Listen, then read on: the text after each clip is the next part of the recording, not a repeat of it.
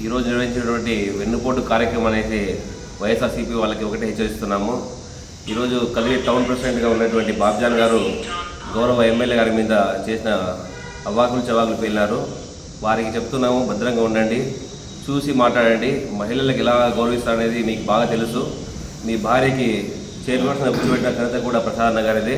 ఒకసారి అవన్నీ చూసుకొని మీరు మాట్లాడాలని తెలియజేసుకుంటున్నాము. రాబోయే రోజుల్లో ఇలా అవాకు చవాకులు పిలిస్తే ఊరుకోమని తెలియజేసుకుంటున్నాను. ఈరోజు నిర్వహించిన వెన్నుపోటు కార్యక్రమం వెన్నుపోటుదారులంతా కలిసి వెన్నుపోటు కార్యక్రమం నిర్వహించినారు. ఈ వెన్నుపోటుదారులు గతంలో మగ్గులకు వెన్నుపోటు పొడిచినారు. మా పార్టీలో ఉండి వెన్నుపోటు పొడిచి పక్క పార్టీలోకి పోయినారు. ఇలాంటి వెన్నుపోటుదారులంతా కలిసి వెన్నుపోటు కార్యక్రమం నిర్వహించినారు. ఈ వెన్నుపోటు కార్యక్రమంలో ఒక వక్త మాట్లాడుతూ పేరెందుకు పద్మైంది, అజ్ఞాత వ్యక్తి, అజాత శత్రువు, అజ్ఞాత వ్యక్తి అని అన్నారు. మీరు అనుకుంటున్నారు ఇదే అజాత శత్రువు అజ్ఞాత వ్యక్తులు చాలామంది ఇప్పుడు వైఎస్ఆర్ పార్టీలో కీలకంగా ఉండి ఎమ్మెల్యే క్యాండిడేట్కి అందరూ వెన్నుపోటు పొడిచి మళ్ళా పాపం ఆయన పక్కనే తిరుగుతూ ఉంటారు. వీళ్ళు మళ్ళా వెన్నుపోటు గురించి మాట్లాడతారు. పాపం ఒక ఆయనకు పాపం కౌన్సిలర్లు అందరూ కందిగుండ ప్రసాద్ అన్న ఆదేశాలతో ఆయన చైర్మన్ చేస్తే ఆయన ఏ కారణంతో ఇక్కడ వెన్నుపోటు పొడిచి అవతల పార్టీలోకి పోయినాడో మాకు అర్థం కావడం లేదు. ఆయన చెప్పాలా ఫలాని కారణంతో నాకు చైర్మన్ చేసినందుకు నేను పార్టీ మారినాను అనే విషయము ఆయన స్పష్టంగా చెప్పాలి. ఎందుకు వెన్నుపోటు పడాల్సి వచ్చింది తెలుగుదేశం పార్టీకి అనే విషయం ఆయన చెప్పి మళ్ళీ వెన్నుపోటు కార్యక్రమంలో పాల్గొనాల. ఇంకో ఆయన పాపం తెలుగుదేశం పార్టీ ఆదరిస్తే ఆయన కూడా తెలుగుదేశం పార్టీకి ఇచ్చేసి మళ్ళా వైఎస్ఆర్ లేకపోయినాడు. సరే, వీళ్ళందరూ పక్కన పెడితే అదే పార్టీలో ఉంటూ అప్పుడు ఎమ్మెల్యే అభ్యర్థిగా పోటీ చేసిన వ్యక్తిని ఎంతమంది వెన్నుపోటు పొడిచి ఆయన ఓడించి మళ్ళా ఆయన పక్కనే రాజమార్గంలో తిరుగుతాండ్రు.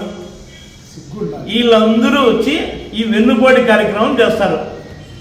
ఇంకా రాష్ట్ర పార్టీ గురించి పాపం వెన్నుపోటు అంటారు. సంవత్సర కాలంలో ఏం చేయలేదు తెలుగుదేశం పార్టీ అనే ఇది అన్నారు. అది మా నాయకులు చెప్తారు. ఇంకా కింది స్థాయి వ్యక్తులకు వస్తే పాపం ఆయన ఉషశ్రీ చరణ్ నిన్న మాట్లాడుతూ అభివృద్ధి లేదు సంవత్సర కాలంలో. 4 సంవత్సరాల కాలంలో మీరు చేయలేని అభివృద్ధిని కేవలం సంవత్సరం కాలంలోనే మా ఎమ్మెల్యే చేసి చూపించినాడు. దానికి మీకు ఏమైనా డౌట్ ఉంటే మీ గాండ్లపేంట పూలుకుంట మండల నాయకులు పక్కన పెట్టుకొని తిరుగుతారు కదా, వాళ్ళకి అడగండి. గత 4 సంవత్సరాల కాలంలో మీరు ఏ విధంగా మీ మండలాలకి మీ ఊర్ల గ్రామాలకు వెళ్తున్నారు, ఇప్పుడు ఏ విధంగా వెళ్తున్నారా అని అడిగి అభివృద్ధి జరిగిందో లేదో వాళ్ళు చెప్తే మళ్ళీ మీరు ప్రెస్ మీట్ పెట్టి మాకు చెప్పండి జరిగిందంట అని చెప్పండి. ఇక గతంలో ఇక్కడ చైర్పర్సన్ 4 సంవత్సరాలు ఏమీ అభివృద్ధి లేదనే ఉద్దేశంతో పార్టీ కౌన్సిలర్లు అంతా వైఎస్ఆర్ పార్టీ కౌన్సిలర్ పార్టీ మారాల్సి వచ్చింది. అది వెన్నుపోటు కాదు. 4 సంవత్సరాల కాలంలో ఏ అభివృద్ధి నోచుకోలేదనే ఉద్దేశంతో పార్టీ మారినారు. పాపం చైర్పర్సన్ గారే చెప్పాలి, నా వార్డులో ఇన్ని కోట్లతో అభివృద్ధి చెందిన అని ప్రెస్ మీట్ పెట్టి చెప్పాలి.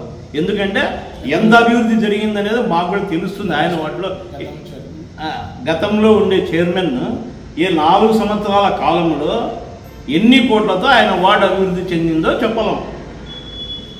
ఎందుకంటే చెప్తే రేపు ప్రెస్ మీట్ పెట్టి ఆయన వార్డులో ఏం పని చేయబోతాడో కూడా మేము కూడా చెప్తాం. ఈ వెన్నుపోటు దారులంతా కలిసి వెన్నుపోటు కార్యక్రమం నిర్వహించడము దయ్యాలు వేదాలు వెల్లించినట్లుంది. అభివృద్ధి లేదు అనే వాళ్ళు ఇంకో సంవత్సరం తర్వాత ఆ మాట మాట్లాడడానికి కూడా భయపడతారు. అంతలా అభివృద్ధి చెందుతుంది ఈ కదిరి నియోజకవర్గము. మా ఎమ్మెల్యే కందిగుంట వెంకట ప్రసాద్, ఆయనకు ఈ నియోజకవర్గంలో పూర్తి స్థాయిలో అవగాహన ఉంది.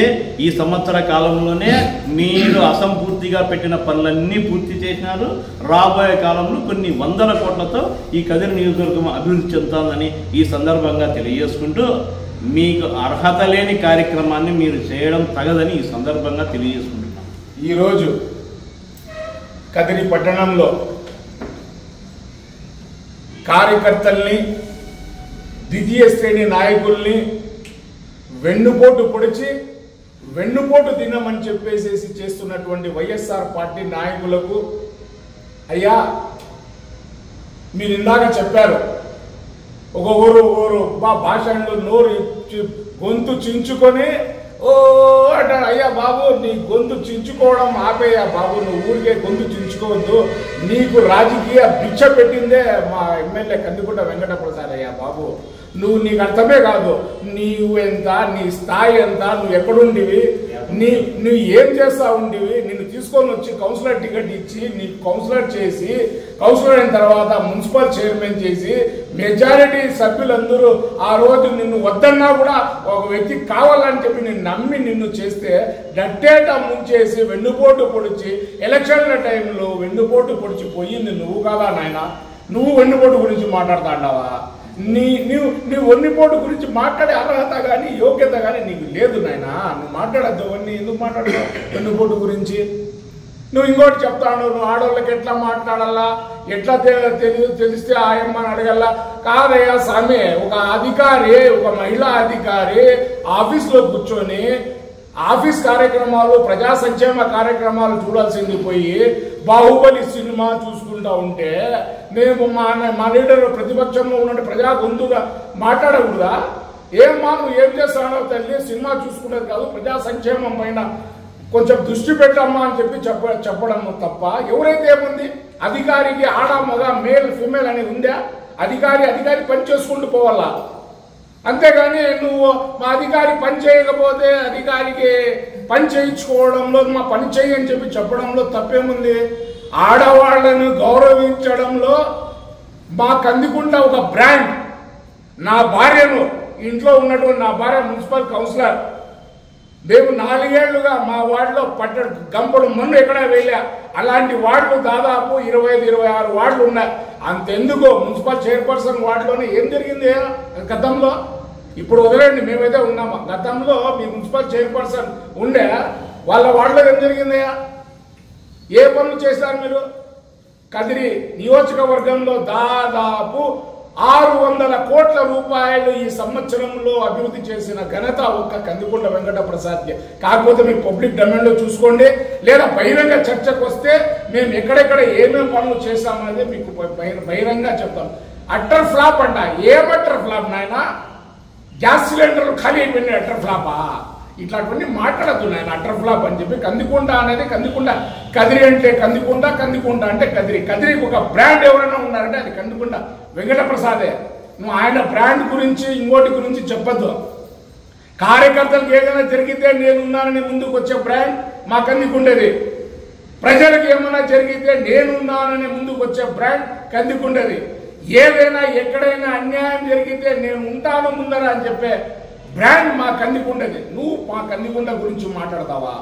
ఎమ్మెల్యే గురించి మాట్లాడే అర్హత యోగ్యత నీకుందా నాయన? ఎందుకు నువ్వు ఊరికే ఇట్లాంటివన్నీ ప్రగల్భాలు పలుకుతావు?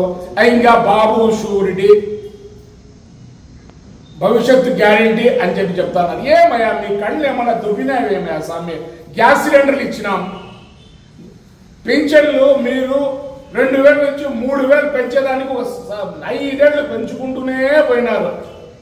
ఆయన ఎన్నికల్లో 3 నెలల కలిపి 3000, చెప్పిన వాగ్దానం ప్రకారం 4000 రూపాయలు కలిపి 7000 రూపాయలు ఇచ్చిన ఘనత మా నాయకుడు గౌరవ ముఖ్యమంత్రి వర్యులు నారా చంద్రబాబు నాయుడు గారికి దక్కుతుందయ్యా స్వామి. అదేవిధంగా డిఎస్టీ పోస్టు గెలుస్తానే మొట్టమొదటిగా నిరుద్యోగులు ఉన్నారని చెప్పేసి నిరుద్యోగుల కోసం డిఎస్సీలో సంతకం పెట్టింది ఆయనయ్యా. ఈ రోజు పరిశ్రమలు వస్తున్నాయంటే, రాష్ట్రంలో వేలాది కోట్ల రూపాయలు పెట్టుబడులు పెడతా ఉన్నారంటే అది ఆ యొక్క ఘనత చంద్రబాబు నాయుడు గారిదయ్యా. పోలవరంలో మీకు పోలవరం ఒక కల్ప వృక్షం మాదిరి ఉండ, ఏటీఎం మాదిరిగా ఎప్పుడైతే అప్పుడు అసలు మీరు ఏ నిధులయ్యా వాడుకుంది చెప్తే, మైనారిటీల సంక్షేమం పక్కన పెట్టేసి, ఎస్సీ సంక్షేమం పక్కన పెట్టేసి, బీసీ సంక్షేమం పక్కన పెట్టేసి, నా ఎస్సీ, నా బీసీ, నా ఎస్టీ, నా మైనారిటీ అని చెప్పి ఏమయ్యా ఏం పొడిచినావయ్యా తండ్రి? ఎన్ఆర్సీకి మద్దతు ఇస్తేవి, పార్లమెంట్లో హిజాబ్కు నువ్వు మద్దతు ఇస్తేవి, ఏ విషయంలో మైనారిటీలకి మాట్లాడినా నువ్వు?